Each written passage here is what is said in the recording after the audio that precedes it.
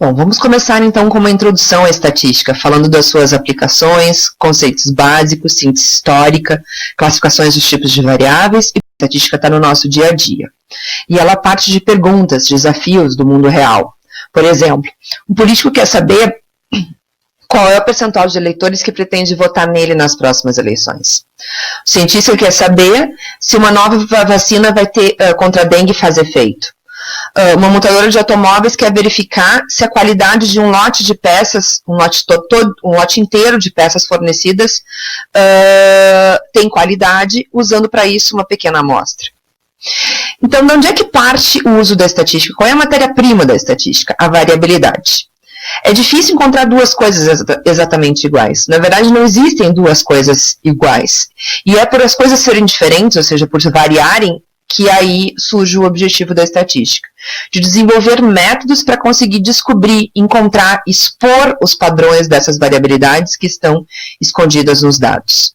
Vem daí, então, a definição da estatística. Engloba um conjunto de métodos com o objetivo de coletar, organizar, resumir e analisar os dados, para que a gente obtenha conclusões que são o suporte para a tomada de decisão. Vamos agora ver alguns conceitos básicos. População, amostra e amostragem. Primeiro, população. O que é a população? Conjunto de todas as unidades, os elementos de interesse que têm pelo menos uma característica em comum. Este interesse vem do objetivo da pesquisa, né? Então, a característica em comum vem justamente deste objetivo. A população pode ser finita ou infinita. Um exemplo, imagine que a gente queira fazer uma pesquisa eleitoral no Rio Grande do Sul.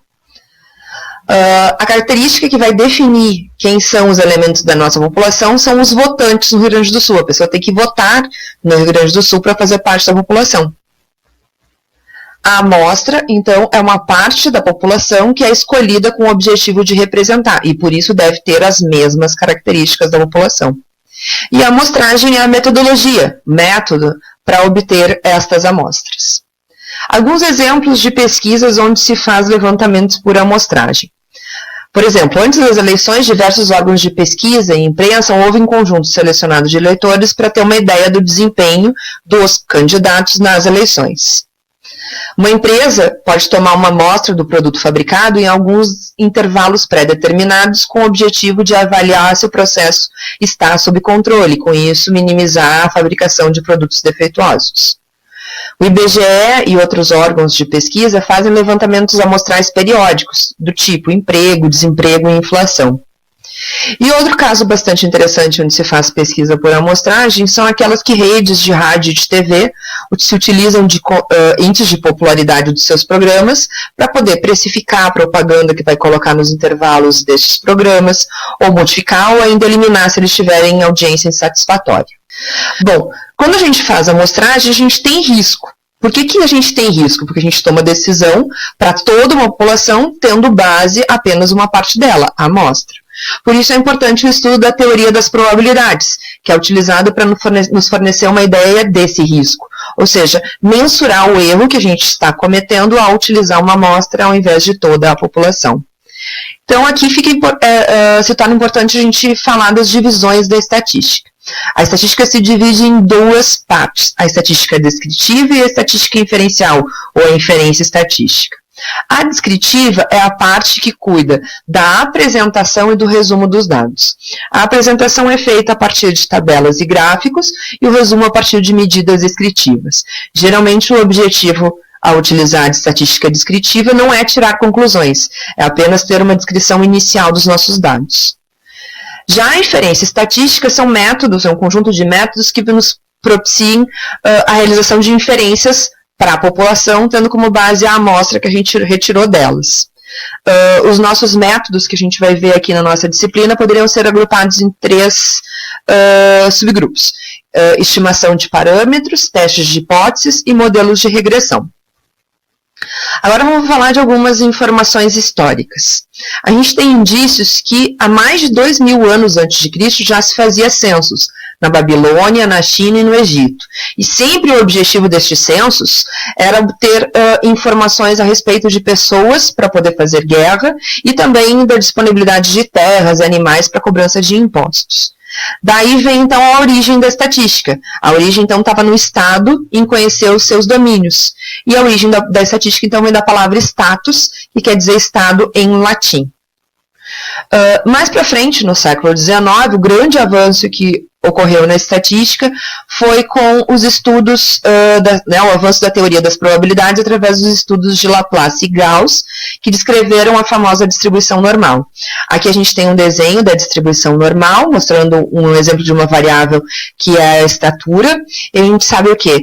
A maioria das pessoas tem estatura em torno da média. Posso encontrar pessoas bem baixas e bem altas? Sim, mas a frequência com que ocorre pessoas, de encontrar pessoas muito baixas ou muito altas, é menor. E aí, a partir da teoria das probabilidades, a gente conseguiu fazer esses relacionamentos entre amostras e populações. E, por fim, atualmente, o maior marco de desenvolvimento da estatística se deu com a computação, onde as ferramentas estatísticas puderam ter a sua ampliação pela implementação em computadores.